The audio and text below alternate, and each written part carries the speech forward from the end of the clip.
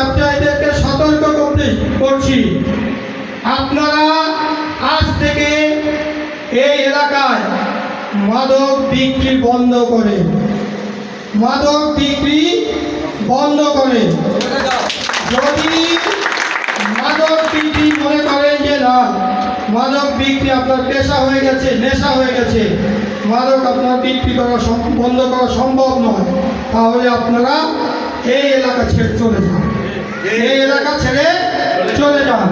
তা না হলে এই এলাকাবাসীর সাথে পুলিশ থাকবে। পুলিশ যদি না আসে, মাদক এই এলাকাবাসী যদি আপনাদেরকে ধরে হাত পা ভেঙে পুলিশের কাছে তুলে দেয়, তখন কিন্তু এই এলাকাবাসীর নামে আমি কিন্তু মামলা নিব না। আপনাদেরকে সতর্ক করছি, আপনারা এই এলাকা থেকে মাদক বিক্রি বন্ধ করেন। পাশাপাশি আমি এলাকাবাসী এবং উপস্থিত সুধীদের কাছে অনুরোধ করব, আমরা খুব দ্রুত এই এলাকা কমিউনিটি পুলিশের কমিটি করব, কমিউনিটি পুলিশ করব। এই কমিউনিটি পুলিশের মাধ্যমে এই এলাকা যাতে মাদক মুক্ত হয়, কিশোরদের মুক্ত হয়, আমরা সেই ব্যবস্থা করব।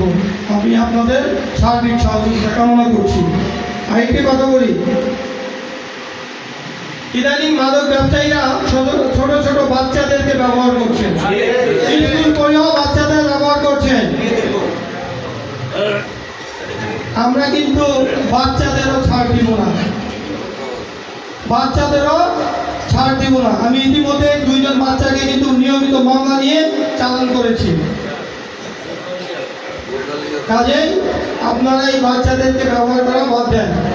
এবং অভিভাবক হিসাবে আপনাদেরও একটা দায়িত্ব আছে যে আপনার সন্তানটি সন্ধ্যার পরে কোথায় যাচ্ছে, কার সাথে মিশতেছে, খেলার কথা বলে কোথায় যাচ্ছে, কোন মাঠে যাচ্ছে, আসলে মাঠে যাচ্ছে কিনা, কার সাথে মিশতেছে। সন্ধ্যার পরে আপনার সন্তান যাতে বাইরে না থাকে, এই দায়িত্বটা কিন্তু আপনার। কারণ 2 দিন পরে আমি চাকরি করতে আসছি, আমি আজকে স্টেশনে আছি, কালকে থাকবো না।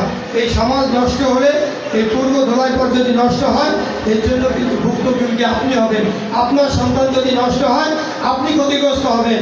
আমি আজকে স্টেশনে আছি, কালকে স্টেশনে চলে যাব। অফিসার ইনচার্জ হিসেবে যতদিন আমার দায়িত্ব থাকবে, আমার দায়িত্ব পালন করব। কিন্তু আপনারা যদি এগিয়ে না আসেন, আপনার সন্তানকে যদি এই খারাপ কাজ থেকে নিবৃত্ত না করেন, আপনি কিন্তু ভুক্তভোগী হবেন। কাজেই আমি আপনাদের কাছে অনুরোধ করব, আপনারা সহযোগিতা করবেন। আরেকটি বিষয়, আমরা বিভিন্ন সময় দেখি একটি অনুষ্ঠান হচ্ছে উচ্চস্বরে মাইক বাজানো, অনেক উচ্চস্বরে মাইক বাজায়। কিন্তু আমি চিন্তা করি না, আমার পাশের বাসায় একজন অসুস্থ রুগী থাকতে পারে, হার্টের রুগী থাকতে পারে, একটা বাচ্চা থাকতে পারে, নবজাতক শিশু থাকতে পারে না? কিন্তু আমরা এই চিন্তাটা করি না। একটা নির্দিষ্ট সময়ের পরে আমরা ওটা বন্ধ করে দিই। রাত 10টার পরে 12টার পরে বন্ধ করে দিই।